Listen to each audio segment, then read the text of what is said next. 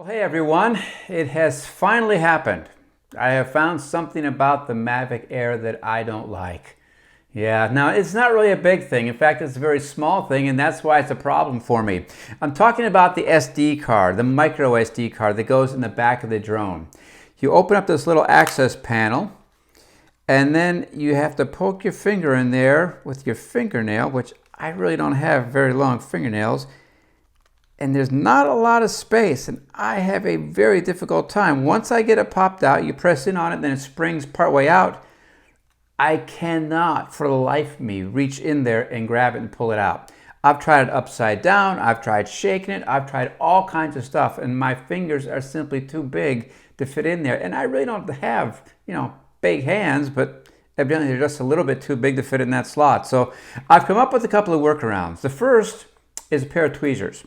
It's really easy. I just keep these handy, and when I get the card halfway out, I just pull it the rest of the way out like that, put it in my little adapter, which then fits in the SD card slot on my laptop, and I download the images or video right from the card.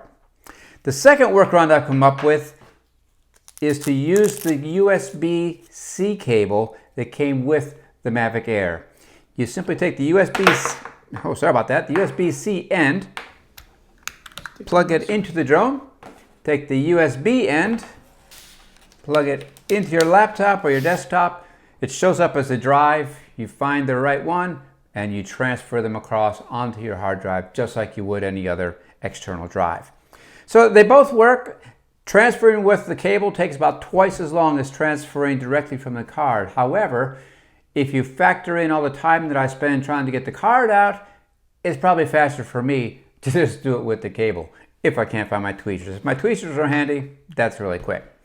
So I haven't come up with a better solution yet. I keep trying other things. If you have found something that works better than that, please let me know. Would you drop me an email? Dave@dronefaq.io. I would love to hear if you have a better solution that I can learn from. And as always, please keep checking back with dronefaq.io for more tutorials and gear reviews and news about drones, all designed to help you get up to speed quickly and get more out of your drone.